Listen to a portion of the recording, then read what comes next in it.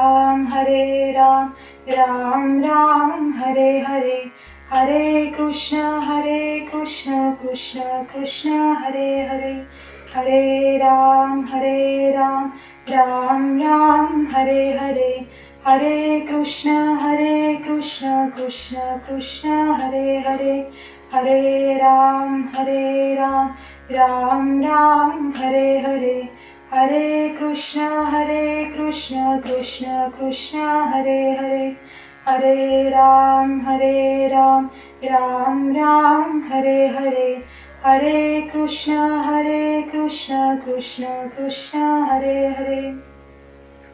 पुंडलीक वरदे हरी विठ्ठल, श्री ज्ञानदेव तुकाराम, माऊली ज्ञानेश्वर महाराज की जय, निवृत्तीनाथ महाराज की जय, प्रज्ञाचक्षु ज्ञानेश कन्या श्री संत गुलाबराव महाराज की जय, वंदनीय राष्ट्रसंत श्री तुकडोजी महाराज की जय।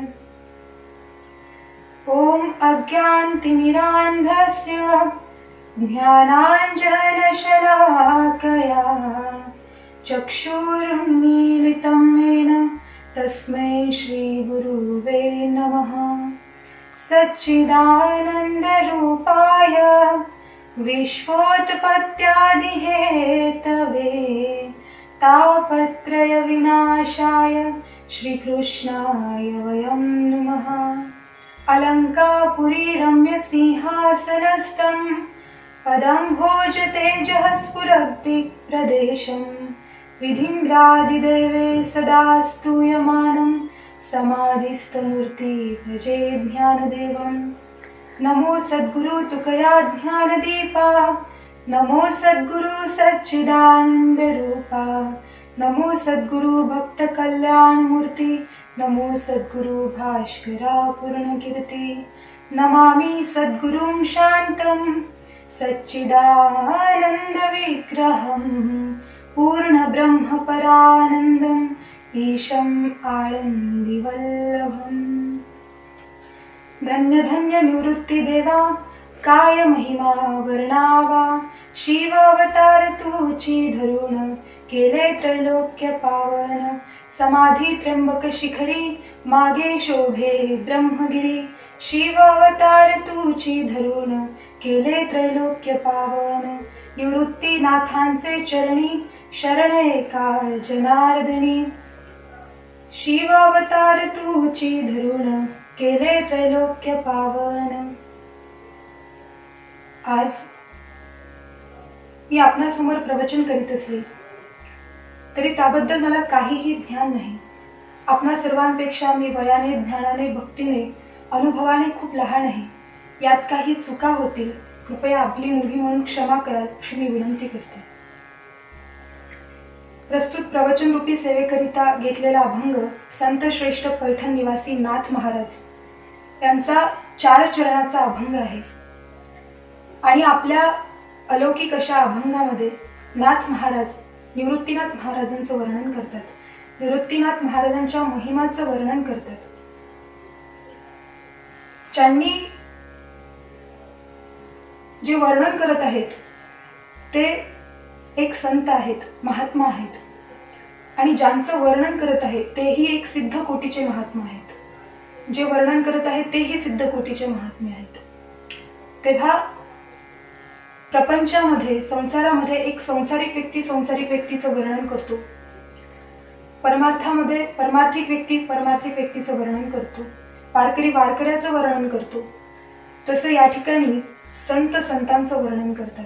संताचा महिमा संतची जाणती, दुर्गमया गती आणिकासी। कारण संताचा महिमा हे फक्त संतच जाणतात। तेव्हा संताचा महिमा हा संतांनीच गायला सुद्धा हवा। संत एकनाथ महाराजांचा अधिकार आपण बघितला तर फार मोठा असा त्यांचा अधिकार आहे, ज्यांचा परमार्थही उत्कृष्ट आहे आणि ज्यांचा संसारही उत्कृष्ट आहे। काहींचा संसार उत्कृष्ट असतो तर परमार्थ निकृष्ट असतो, काहींचा परमार्थ उत्कृष्ट असतो तर संसार निकृष्ट असतो, काहींचा परमार्थही निकृष्ट असतो तर संसारही निकृष्ट असतो। परंतु नाथ महाराजांचा संसारही उत्कृष्ट आहे आणि परमार्थही उत्कृष्ट आहे। आणि नाथ महाराजांचा अधिकार काय सांगावा, ज्यांच्या घरी प्रत्यक्ष भगवंताने 36 वर्ष त्यांची सेवा करावी. भगवंताने नाथ महाराजांच्या घरी 12 वर्ष पाणी भरण्याचं काम केलं, 12 वर्ष चंदन घासण्याचं काम केलं आणि 12 वर्ष नाथ महाराजांच्या कीर्तनामध्ये चोपदार म्हणून प्रत्यक्ष भगवंत स्वतः उभे राहिले. एवढं सामर्थ्य हे नाथ महाराजांचं आहे. आणि एक सामर्थ्यवान, एक संत, अधिकारी संत, एका अधिकारी संतांचं महात्म्य या ठिकाणी वर्णन करत आहेत. वारकरी संप्रदायाचं दैवत कोण असेल तर ते आहे विटेवर उभा असणारा, कटेवर कर असणारा पांडुरंग परमात्मा. आणि वारकरी संप्रदायाचे गुरु कोण आहेत तर ते आहेत शंकर भगवंत, आदिनाथ गुरु सकळ सिद्धांचा. तर शंकर भगवंत हे गुरु आहेत. आता संत कोणाला म्हणतात तर आपण संतांच्या प्रमाणावरून म्हणू शकतो की जे अपकार करणाऱ्यावर उपकार करतात त्यांना संत म्हणतात, जे समाजाचं कल्याण करतात त्यांना संत म्हणतात, किंवा जे कृपाळू आहेत त्यांना संत म्हणतात. आपण जर संतांचं कृपाळू लक्षण केलं तर कृपाळू हे लक्षण आई वडिलांवरही जातं, कारण आई वडीलही कृपाळू आहे.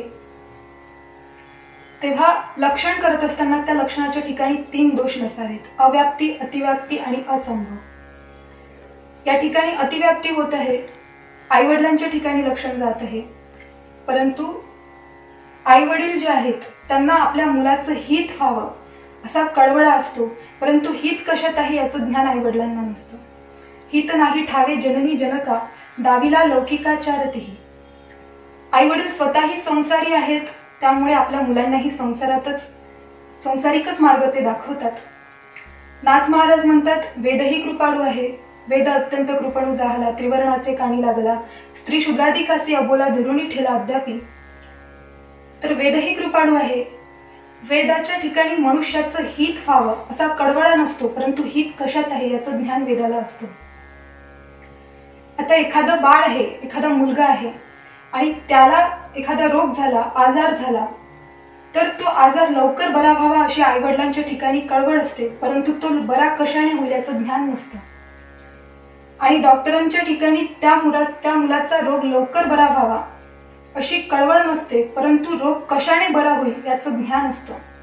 अगदी डॉक्टर प्रमाणेच वेदाचं आहे. जर एखाद्या मुलाला रोग झाला आणि त्याचे वडीलच डॉक्टर असावे, आपल्या मुलाचा रोग लवकर बरा व्हावा असा कळवळाही असतो आणि मुलाचा रोग कशाने बरा होईल असं ज्ञानही असतं. याचप्रमाणे संताचं आहे. संताच्या ठिकाणी मनुष्याचं हित व्हावं असा कळवळाही आहे आणि हित कशाने होईल याचं ज्ञानही आहे, म्हणून संत हे कृपाळू आहेत. आणि अशा कृपाळू असणारे हे संत, अर्थात संत म्हणजे काय तर कृपाळू तत्वे सती अनारुक्तत्वे सती हितप्रापकत्वम संतत्व. जे कृपाळू आहे, जे अनारुक्त आहे, जे समाजाचं हित करण्यासाठी अवताराला येतात त्यांना संत म्हणतात. अवतार तुम्हा धराया कारण उद्धराया जन जड जीव. समाजाचं हित व्हावं असा कळवळा ज्यांच्या ठिकाणी आहे आणि अगदी कळवळेने सांगतात की लागून या पाया विनवितो तुम्हाला, कर टाळी बोल मुखी नाम, विठ्ठल विठ्ठल म्हणा वेळोवेळा, हा सुख सोहळा स्वर्गी नाही. इतक्या आतुरतेने संत सांगतात, अरे बाबा तुझ्या पाया पडतो, विनवणी करतो, भगवंताचं नामस्मरण कर आणि हाताने टाळी वाजव. भगवंतांनी कर्मप्रधान सृष्टी निर्माण केली आणि प्रत्येकाला आपापल्या कर्मानुसार फळ मिळत असतं. पाप पुण्य आहेत, मग त्या ठिकाणी जारज, अंडज, उद्बीज, स्वदेज 4 खाणी आहेत आणि 84 लक्ष योनी आहेत. हा सर्व प्रवास जीवाला करावा लागतो. पुन्हा जन्माला येणं, पुन्हा मरणं, पुनरपि जननम पुनरपि मरणम पुनरपि जननी जठरे शयन, इह संसारे खलु दुस्तारे कृपया पारे पाही मुरारे भज गोविंद.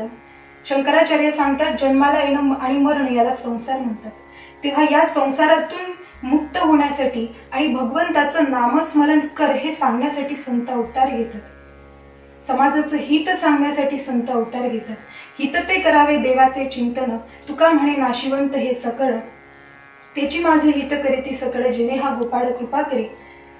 तेव्हा ही संत मंडळी जगाच्या कल्याणाकरिता अवतार घेतात जगाच्या कल्याणात संताच्या विभूती देह कष्टविती परोपकारे.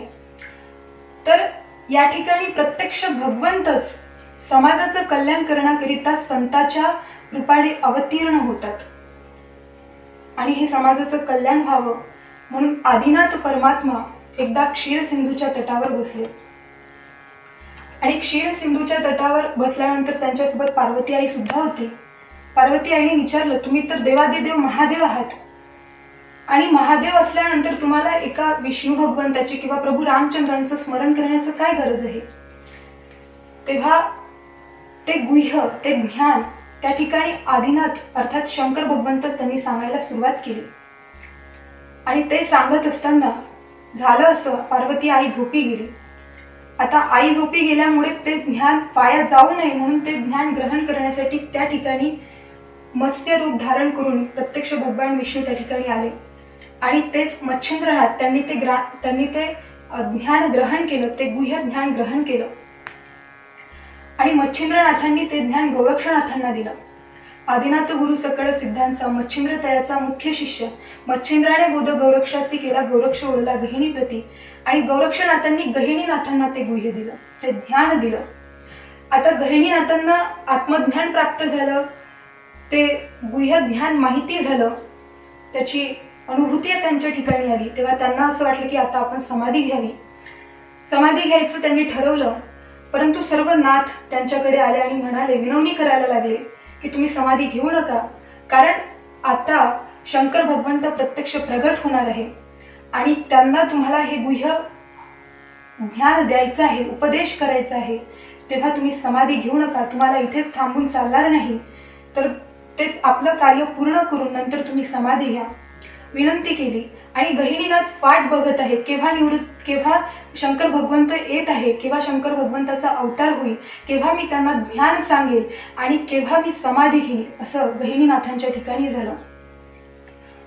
पैठणजवळ असलेला आपेगाव या ठिकाणी त्र्यंबकपंत कुलकर्णी राहत होते. त्यांचे पुत्र रामचंद्र पंत कुलकर्णी, त्यांचे पुत्र केशवपंत कुलकर्णी आणि त्यानंतर गोविंदपंत कुलकर्णी. तर गोविंदपंत कुलकर्णी हे मोठे शास्त्री आणि वेदांत पंडित, सुख समाधान सगळ्या गोष्टी घरी होत्या, परंतु एका गोष्टीची उणीव होती, त्यांना पुत्रप्राप्ती होत नव्हती. आता ते पुत्रप्राप्ती होत नव्हती म्हणून काय करायचं, नवस सायास वगैरे सगळ्या गोष्टी त्यांच्या चालू होत्या, पूजा पाठ सगळं चालू होतं. त्यावेळेला गहिनीनाथ त्या ठिकाणी आले. गहिनीनाथांनी त्यांना भस्म दिलं आणि त्यांच्या ठिकाणी ते भस्म त्यांनी ग्रहण केलं आणि गोविंदपंत आणि त्यांची पत्नी त्यांच्या ठिकाणी आषाढ शुद्ध एकादशीला एक पुत्र जन्माला आला. एकादशीला पुत्र जन्माला आल्यामुळे त्यांचं नाव विठ्ठलपंत ठेवलं. विठ्ठलपंत फार विरक्त होते. त्यांचं आता थोडे मोठे झाले, मुंजीबंधन झालं, शास्त्राचं अध्ययन झालं, तीर्थ करायसाठी निघाले, तीर्थयात्रेला निघाले आणि तीर्थ करीत असताना ते आळंदी क्षेत्रामध्ये आले, सिद्धेश्वराच्या मंदिरामध्ये आले. सिद्धेश्वराच्या मंदिरामध्ये आल्यानंतर त्या ठिकाणी सिद्धपंत नावाचे एक गृहस्थ होते आणि त्यांनी बघितलं इतका तेजपुंज हा व्यक्ती दिसतो आहे आणि त्यांच्या मनात असं झालं की याला आपली मुलगी द्यावी, त्यांचा विवाह करावा. अर्थात मीनाक्षी त्यांचं नाव होतं, अर्थातच रुक्मिणी आई, त्यांचा विवाह विठ्ठलपंतांशी करावा असा त्यांचा मनोदय झाला आणि त्यांनी आपला मनोदय विठ्ठलपंतांना बोलवून दाखविला. तेव्हा विठ्ठलपंत म्हणाले, मला गृहस्थाश्रम करायचं नाही आहे, मला लग्न करायचं नाही, कारण मला संन्यास घ्यायचा आहे, मला ब्रह्मचारी राहायचं आहे. आणि विठ्ठलपंत निघून गेले. झालं असं, त्या रात्री विठ्ठलपंतांना स्वप्न दृष्टांत झाला आणि स्वप्न दृष्टांत झाल्यानंतर त्यांना सांगितलं की तुमच्या पोटी दिव्य 4 पुत्र जन्माला येणार आहे, 4 बालक तुमच्या ठिकाणी जन्माला येणार आहे, तेव्हा तुम्ही रुक्मिणी आईचं पाणी ग्रहण करा. आणि विठ्ठलपंत त्यांनी रुक्मिणी आईशी लग्न केलं, विवाह केला.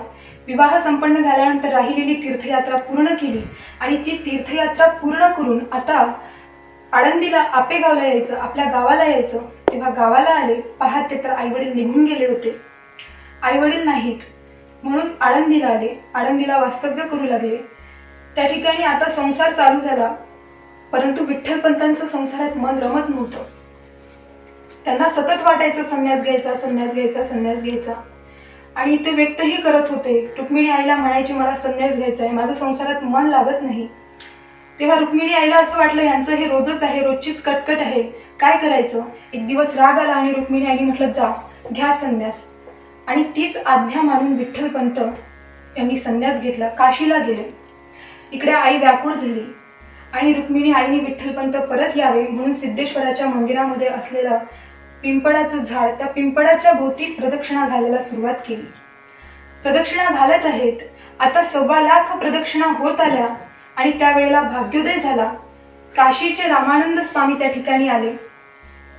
त्या ठिकाणी अनेक लोक होते. प्रत्येक जण त्यांचं दर्शन करायला जात होते. त्याच्या योग्यतेनुसार ते आशीर्वाद देत होते. आईला वाटलं, संत आहेत, आपणही दर्शन करावं. रुक्मिणी आई त्या ठिकाणी गेल्या. रुक्मिणी आईने त्या संतांना नमस्कार केला, दर्शन घेतलं आणि त्यांनी आशीर्वाद दिला, पुत्रवती भव. पुत्रवती भव म्हटल्यानंतर रुक्मिणी आई रडायला लागली. तेव्हा ते म्हणाले, अरे इतका सुंदर आशीर्वाद दिला आणि का रडतेस. त्यांनी सांगितलं, ह्यांनी संन्यास घेतला. तेव्हा त्यांनी विचारलं, कोण आहेत. त्यांनी सांगितलं, विठ्ठलपंत कुलकर्णी, ज्यांनी संन्यास घेतला, काशीला संन्यास घेतला. त्यांचं लक्षात आलं की आपल्या आश्रमामध्ये असलेला चैतन्य आश्रम हाच विठ्ठलपंत आहे. आता पुढे न जाता ते स्वामी त्या ठिकाणी काशीला परत गेले. रामानंद स्वामी काशीला परत गेले आणि त्या ठिकाणी गेल्यानंतर त्यांनी चैतन्याश्रमाला सांगितलं, तुला संन्यास तू करू नकोस, गृहस्थाश्रम पत्कार, संसार कर. आणि गुरुच्या आज्ञेवरून विठ्ठलपंत आपला गृहस्थाश्रमामध्ये आले, संसार स्वीकारला. आता आळंदीला आल्यानंतर झालं असं की एक गृहस्थ व्यक्ती संन्यास घेतो आणि संन्यास घेऊन परत गृहस्थाश्रम स्वीकार करतो. ही गोष्ट लोकांच्या नजरेत पाप होती. तेव्हा लोक त्यांना अनेक तिरस्कार करू लागली. फार नको नको ते बोलायला लागली. तुमचे इंद्रिय आवरत नव्हते, मन आवरत नव्हते, तर संन्यास घेतलाच कशाला, परत यायचं होतं तर संन्यास घेतलाच कशाला, असं अनेक प्रकारचं त्यांना बोलू लागले. आणि मग त्याला त्रासून म्हणून विठ्ठलपंत आणि रुक्मिणी आई आपेगावला आलेत. आपेगावला आल्यानंतर त्या ठिकाणीही तशीच परिस्थिती निर्माण झाली. परंतु आता आशीर्वाद दिला होता, पुत्रवती भव, पुत्र होण्याची वेळ जवळ आली आणि तपश्चर्या चालू होती. विठ्ठलपंतांची तपश्चर्या चालू आहे. भगवती आईची उपासना करतात, देवाचं स्तवन करतात. आणि असं दिव्य विठ्ठलपंत आणि रुक्मिणी आई ज्यांचं दिव्य असं जीवन आहे आणि त्यांच्या जीवनात वयाच्या 55व्या वर्षी भाग्योदय झाला. जो जगाचा मालक देवादिदेव भगवान श्री शंकर यांनी विठ्ठलपंतांच्या हृदयामध्ये प्रवेश केला आणि विठ्ठलपंतांच्या हृदयामधून रुक्मिणी आईच्या हृदयामध्ये प्रवेश केला आणि रुक्मिणी आई दैदिप्यमान दिसू लागल्या.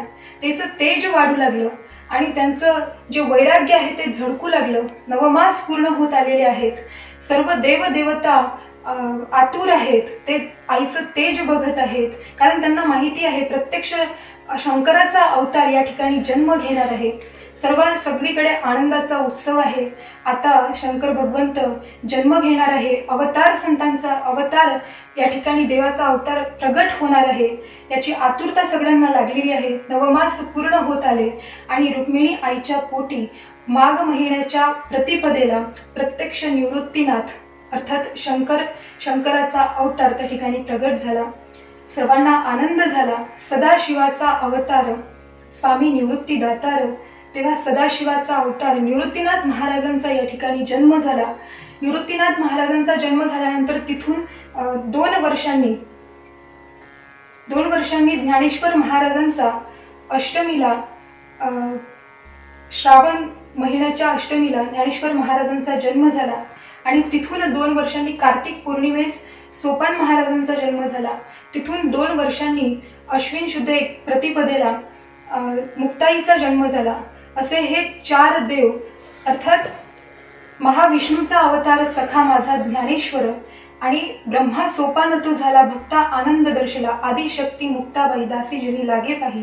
असे हे 4 देव एकाच्याच पोटी एकाच्याच घरी जन्माला आलेत आणि त्यांचा जन्म झाला. आता थोडे मोठे झाले परंतु समाज काही जगू देत नव्हता. सगळ्यांनी वाळीत टाकलं होतं. संन्यासाची मुलं म्हणून त्यांना सर्व चिडवू लागली. त्यांच्या भिक्षेत खडे शेण वगैरे टाकू लागली. खूप त्रास समाजाने ज्ञानेश्वर महाराजांना, निवृत्तीनाथ महाराजांना, या भावंडांना, त्यांच्या आईवडिलांना फार त्रास होत होता. आता थोडा विसावा म्हणून सर्व कुटुंब त्र्यंबकेश्वरला आला. त्र्यंबकेश्वरला आल्यानंतर त्या ठिकाणी ब्रह्मगिरी पर्वत आहे. त्या ब्रह्मगिरी पर्वताचं अनन्यसाधारण असं महत्व आहे. दृष्टी पडता ब्रह्मगिरी तया नाही यमपुरी. साधं दृष्टीस जरी ते पडलं तरी यमपुरीत जावं लागत नाही, इतकं महात्म्य त्या ब्रह्मगिरीचं आहे. त्या ब्रह्मगिरी पर्वताच्या प्रदक्षिणा त्या संपूर्ण कुटुंबाने घालायला सुरुवात केली. आणि अशा अनन्यसाधारण असणारं महत्व त्या ब्रह्मगिरीच्या प्रदक्षिणा घातल्यानंतर केवढं पुण्य जमा होईल. नामा म्हणे प्रदक्षिणा त्याच्या पुण्य नाही गणना. त्याच्या पुण्याची गणना कोणी करू शकत नाही, इतकं सामर्थ्य त्या पर्वताच्या ठिकाणी होतं. आणि त्या पर्वताची प्रदक्षिणा घालायला सुरुवात झाली. प्रदक्षिणा घालत आहेत. 3 महिने प्रदक्षिणा घातली. एक दिवस सर्व स्नान संध्या वगैरे आटपून सर्व प्रदक्षिणा घालायला निघाले. आणि प्रदक्षिणा घालत असताना झालं असं, त्या ठिकाणी वाघ आला. वाघाचा आवाज आला. डरकाळी ऐकायला आली. आणि आवाज आल्यानंतर त्यांना असं भीती वाटायला लागली. सर्व घाबरले. आता घाबरल्यानंतर विठ्ठलपंतांनी आवाज दिला, सर्वांनी लपून राहा, सर्व लपा. निवृत्तीनाथ थोडे मोठे झाले होते म्हणून निवृत्तीनाथ स्वतः एकटे लपले. रुक्मिणी आईने ज्ञानदेव आणि सोपानदेवांना आपल्या जवळ घेतलं आणि विठ्ठलपंतांनी मुक्ताईला आपल्या जवळ घेतलं. सर्वजण लपून राहिलेले होते. तेवढ्यात वाघाचा आवाज येतो आहे. वाघाच्या पायाचा आवाज येतो आहे. आता तो आवाज थोडा थोडा हळूहळू होत गेला, थोडा थोडा कमी होत गेला. त्यांना असं वाटलं वाघ दूर गेलेला आहे. वाघाची डरकाळी फार दूर अशी ऐकायला आली. आणि विठ्ठलपंतांना वाटलं की त्यांनी खात्री पटली की आता वाघ दूर गेला, म्हणून सगळ्यांना आवाज दिला. सर्व एकत्र आले. ज्ञानदेव, सोपानदेव, आदिशक्ती मुक्ताबाई, त्यानंतर विठ्ठलपंत, रुक्मिणी आई सर्व एकत्र आले. आणि सर्व एकत्र आल्यानंतर निवृत्तीदादा दिसत नाही आहे, कुठे गेला शोधायला लागले. आई व्याकुळ झाली, रडायला लागली, माझा निवृत्ती दिसत नाही आहे. ज्ञानदेव, सोपानदेव आणि मुक्ताई आवाज देतात, निवृत्तीदादा, अरे निवृत्तीदादा कुठे आहेस तू, का असंच करतोस, कुठे लपला आहेस. मुक्ताई म्हणायला लागल्या, निवृत्तीदादा आमच्या समोर आहे, कुठे आहेस रे. अरे निवृत्तीदादा कुठे आहे. सर्व जंगल शोधायला लागले. निवृत्तीदादा करून हाक मारायला लागले, परंतु निवृत्तीनाथ महाराज दिसत नव्हते. सर्व व्याकुळ झाले. तिथून 3 महिन्यांनी निवृत्तीनाथ महाराज परत आले. आणि निवृत्तीनाथांना ज्ञानदेव, सोपानदेव आणि मुक्ताबाईंनी बघितलं. बघितल्यानंतर फार आनंद झाला. आई वडिलांना सांगितलं, निवृत्तीदादा आले आहेत, निवृत्तीदादा येत आहेत. धावत पळत सर्व निघाले. आईने आपल्या निवृत्तीला कवटाळलं, आपल्या मिठीत घेतलं. विचारते, अरे निवृत्ती बाळ कुठे होतास. तेव्हा निवृत्तीनाथ सांगतात, आई मी कुठे गेलो नाही, तर मला कोणी घेऊन गेलं होतं. तेव्हा विचारलं, कुठे गेला होतास, कोणी तुला नेलं. तेव्हा निवृत्तीनाथ महाराज म्हणतात की या ठिकाणी ब्रह्मगिरीच्या पर्वतामध्ये एक गुफा आहे. आणि त्या गुफेमध्ये नाथ संप्रदायाचे शेवटचे गुरु अर्थात गहिनीनाथ वास्तव्य करत आहे. आणि ते वास्तव्य त्या ठिकाणी करत आहे. त्यांनी प्रत्यक्ष वाघाचं रूप धारण करून ते मला घेऊन गेले आणि त्यांनी माझ्याशी संवाद. हा निवृत्तीनाथ सांगतात, बाबा गहिनीनाथ म्हणाले की मी या नाथ संप्रदायाच्या माध्यमातून धर्मप्रचार करीत आहे, तेव्हा तू स्वतःला सामान्य समजू नकोस, तू या ठिकाणी समाजाचं कल्याण करण्याकरिता आलेला आहे. त्यांनी मला तत्वज्ञान आणि त्यांनी मला दिव्य अनुग्रह केला, त्यांची कृपा माझ्यावर झाली. निवृत्तीनाथ म्हणतात की गहिनीनाथांनी जे वेदांचे 3 प्रमेय आहेत, ब्रह्मसत्य, जगत मिथ्या आणि जीव ब्रह्मैक्य नापराहा, हे 3 जे तत्व आहेत, हे 3 तत्व त्यांनी माझ्या ठिकाणी उतरवले. आणि निवृत्ती समाजाचं कल्याण करण्याकरिता हे तत्वबोध तुला देण्याकरिता मी या ठिकाणी आलेलो आहे, असं त्यांनी मला सांगितलं. आणि त्यानंतर सर्व कुटुंबासह सर्व भावंड आळंदीला आल्यानंतर विठ्ठलपंतांना वाटलं आपले मुलं आता मोठे झाले आहेत, त्यांचं मुंजीबंधन व्हावं, व्रतबंधन व्हावं. आणि तो त्यांनी आपला आपली असलेली इच्छा जे धर्मसभा आहे, ब्रह्मसभा आहे, त्या ठिकाणी व्यक्त केली. ते म्हणतात की आमच्या मुलांना आपण जातीत घ्या, त्यांना सर्वसामान्याप्रमाणे वावरता यावं, त्यांचं मुंजीबंधन व्हायला हवं, याची परवानगी तुम्ही आम्हाला. तेव्हा सर्व म्हणतात की संन्यासाच्या मुलांना व्रतबंधन करण्याचा अधिकार करायचं. आम्ही केलेल्या चुकीची शिक्षा आमच्या मुलांना होऊ देऊ नका, असं विठ्ठलपंत त्या ठिकाणी म्हणतात. आणि त्यावेळेला सभेतील आचार्य सांगतात की तुम्ही देहांत प्रायश्चित घ्या, आणि देहांत प्रायश्चित घेतल्यानंतर तुम्ही शुद्धीपत्र पैठणवरून आणा, आणि मग आम्ही ठरवू व्रतबंधन करायचं की नाही ते. तेव्हा विठ्ठलपंत आणि रुक्मिणी आईने पत्र लिहिली, आमच्या मुलांना जातीत घ्यावं. आणि निवृत्तीनाथांसाठी जे पत्र लिहिलं त्यात लिहिलं होतं, निवृत्ती बाळ तू थोरला आहेस, सर्व विचारतील, ज्ञानदेव सोपानदेव मुक्ताबाई विचारतील आई बाबा कुठे आहेस, त्यांना सांग, त्यांना जवळ घे, त्यांना प्रेमाने जवळ घे, त्यांना त्यांच्या डोक्यावरून हात फिरव, त्यांच्या डोळ्यात कधी अश्रू येऊ देऊ नकोस. पत्र असं त्या पत्रात लिहिलं होतं. आणि आई बाबा दोघेही जात आहेत, सर्वजण झोपले आहेत, रात्रीची वेळ आहे, चारही भावंड झोपले आहेत. आई वडील निघाले, परंतु आईचं हृदय हे फार ममता तिच्या ठिकाणी असते, इतके दिव्य आणि गोंडस मुलं जवळ असताना त्यांना सोडून कसं जायचं, तिची इच्छा होत नव्हती. तेव्हा काय करायचं, निघाले. परंतु त्या ठिकाणी गहिनीनाथ महाराज म्हणतात की तुम्ही व्याकुळ होऊ नका, कारण तुमचे पुत्र हे सर्वसामान्य नाहीत, तर ही शंकराचा अवतार म्हणजे निवृत्तीनाथ महाराज आहेत, आणि महाविष्णूचा अवतार ज्ञानेश्वर माऊली आहे, ब्रह्मदेवाचा अवतार सोपानदेव आहेत, आणि आदिशक्ती मुक्ताबाई प्रत्यक्ष तुमच्या घरी आलेली आहे. तेव्हा हे सामान्य नाहीत, आणि या लेकरांना जगाने काय सांभाळायचं, ही लेकरं सर्व जगांना सांभाळतील इतकं सामर्थ्य त्यांच्या ठिकाणी आहे. त्यांच्या पाशी असणारं जे वैभव आहे त्या वैभवाची जाणीव त्यांना करून दिली, आणि गहिनीनाथ निघून गेले. हे ऐकल्यानंतर दोघेही पती पत्नी, रुक्मिणी आई, विठ्ठलपंत दोघेही देहांत प्रायश्चित घेतलं. आता देहांत प्रायश्चित घेतल्यानंतर सर्व भावंड शुद्धीपत्र आणण्याकरिता निघाले. शुद्धीपत्र आणायला पैठणला आल्यानंतर त्या ठिकाणी ज्ञानेश्वर महाराजांनी 1209च्या माघशुद्ध वसंत पंचमी पैठणला नागघाटावर शुक्रवार दिवशी ज्ञानेश्वर महाराजांनी रेड्याच्या मुखातून वेद वदविले, आणि स्वर्गीचे पित्र जेवू घातले, आणि चमत्कार केल्यानंतर लोक नमस्कार करतात, त्यांची महती वाढायला लागली.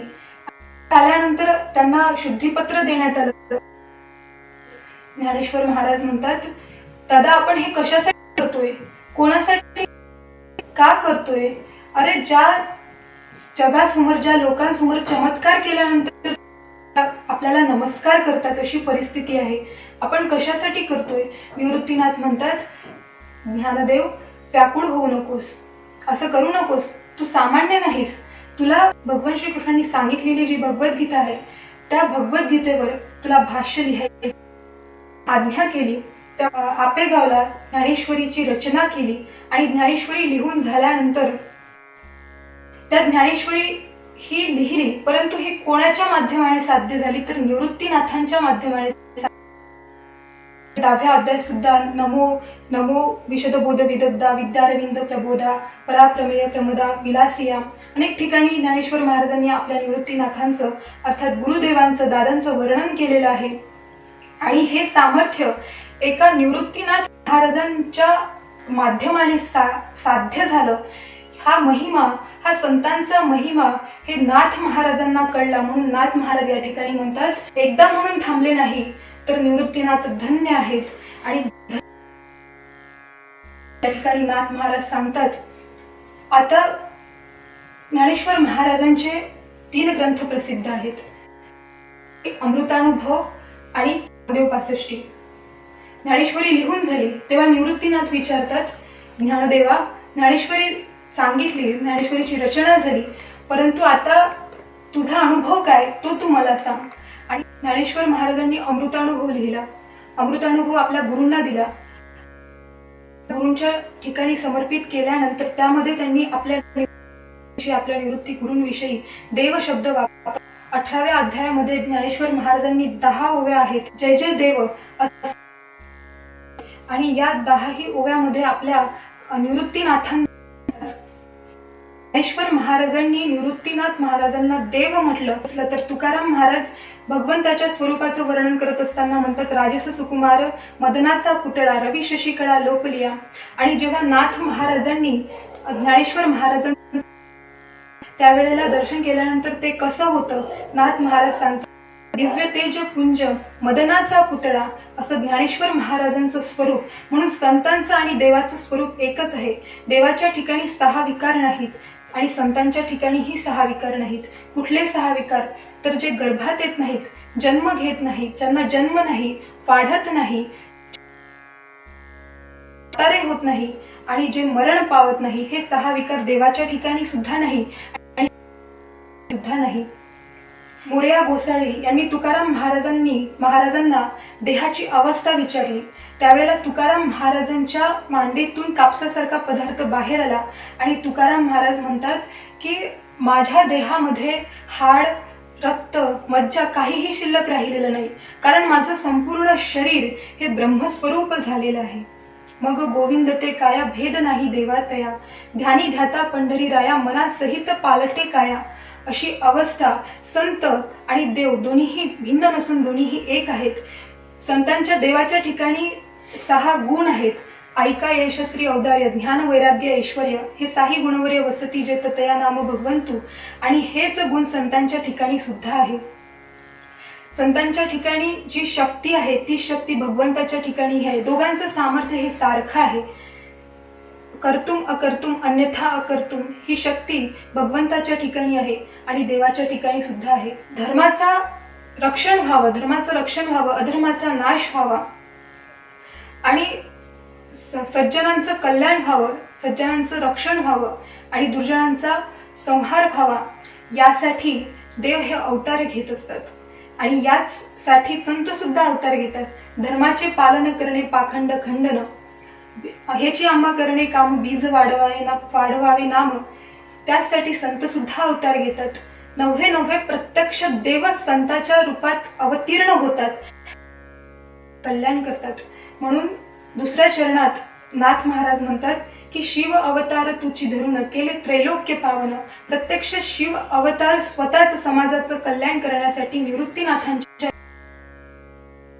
आणि धन्य धन्य निवृत्तीनाथा काय महिमा वर्णावा, तर निवृत्तीनाथांचा महिमा काय वर्णावा असं या ठिकाणी नाथ महाराज म्हणतात. कारण संतांचं वर्णन करत असताना, एका साधकाचं संतांचं वर्णन करत असताना शब्द पुरत नाहीत. अर्थात त्या ठिकाणी शब्दातीत अवस्था अशी होते.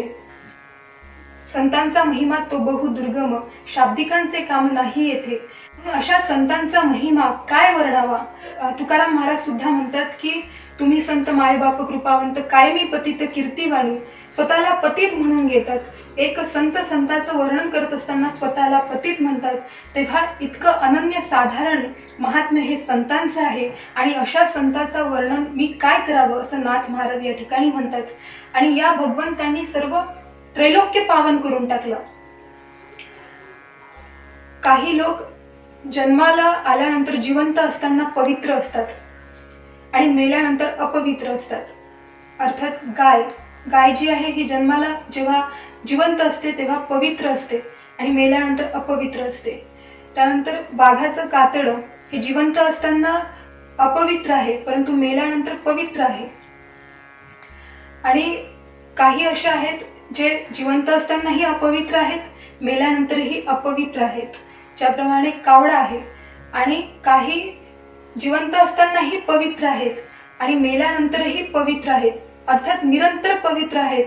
असे संत जे पवित्र आहेत, पावन आहेत, ज्यांच्या दर्शनाने संपूर्ण पावन पवित्र होऊन जातं.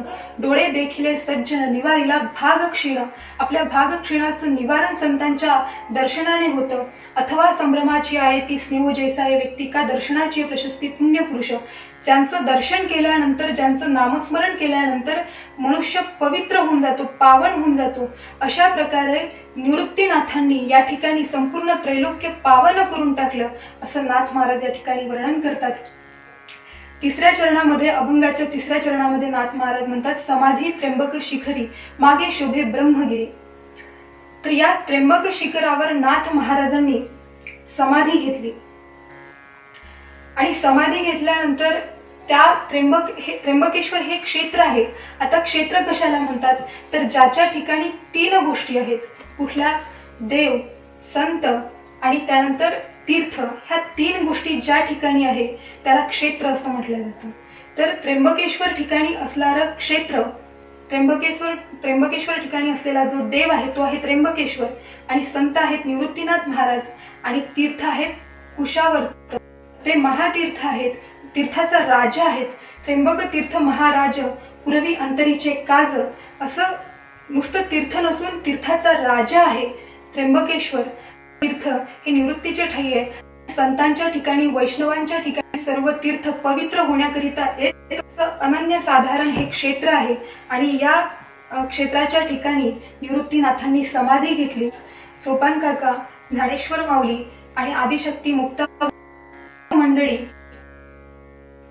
पंढरीची वारी जवळ आली तर वारीकरिता निघाले, आणि वारीला गेल्यानंतर त्या ठिकाणी वारी पूर्ण झाली तेव्हा निवृत्तीनाथ विचारतात, ज्ञानदेवा काय झालं, काय तुला काय होतंय? तेव्हा ज्ञानेश्वर महाराज सांगतात, दादा मला आता समाधी घ्यायची आहे, आता थांबायचं आहे. आणि ज्ञानेश्वर महाराजांनी आळंदीला सिद्धेश्वराच्या मंदिरामध्ये ज्ञानेश्वर महाराजांनी समाधी घेतली. तिथून 1 महिन्याने सासवडला सोपान काकांनी समाधी घेतली, आणि तिथून 3 महिन्यांनी बोथड या गावी आदिशक्ती मुक्ताबाई, विजांचा कडकडाट व्हायला लागला, आणि त्या कडकडाट होत असताना एक वीज चमकली, आणि त्यात आदिशक्ती मुक्ताबाई जी आहेत त्या अंतर्धान झाल्या. आता आपले 3ही भावंड निघून गेलेत, आपली बहीणही निघून गेली, आपले भाऊही निघून गेले. निवृत्तीनाथ शोक करायला लागले. अर्थात कधीही वृत्तीवर नसणारे आज वृत्तीवर आले, शोक करायला लागले. सर्व भाऊ निघून गेले. त्र्यंबकेश्वरला आली. नंतर निवृत्तीनाथ महाराजांच्या मस्तकावर प्रत्यक्ष भगवंतांनी आपला हात ठेवला, आणि आपला पद्मकर ठेवल्यानंतर निवृत्तीनाथ महाराज पांडुरंगाच्या समाधीस्थ झाले. एकनाथ महाराज म्हणतात की निवृत्तीनाथाचे चरणी शरण एका जनार्दनी, असे ज्यांचं अनन्य साधारण असं महत्व आहे, जे सिद्ध कोटीचे संत आहेत निवृत्तीनाथ महाराज, त्यांना मी शरण जातो. धन्य धन्य निवृत्ती देवा, काय महिमा वर्णावा, शिवची धरून केले त्रैलोक्य पावन. बक शिखरी मागे शोभे ब्रह्मगिरी, शिवावतार तुची धरून केले त्रैलोक्य पावन. निवृत्तीनाथांचे चरणी शरण एका जनार्दनी, तुची धरून त्रैलोक्य पावन. काही चुका झाल्या असतील तर झाली तैसी केली सेवा, आवड नावड देवा, बोलिले लेकुरे वेडी, वाकुडी उत्तरे करा, क्षमा अपराध महाराज तुम्ही सिद्ध. काही चुका झाल्या असेल तर मला क्षमा करा. आणि या ठिकाणी ही प्रवचन सेवा करण्याची संधी सकल संत विचार या फेसबुक पेजनी मला दिली, त्याबद्दल या पेजचे धन्यवाद. आणि झालेली सेवा श्री परमात्म्याच्या चरणी समर्पित करते. कुंडलिक वरद हरी विठ्ठल, श्री ज्ञानदेव तुकाराम, माऊली ज्ञानेश्वर महाराज की जय. जगद्गुरु श्री संत तुकाराम महाराज की जय.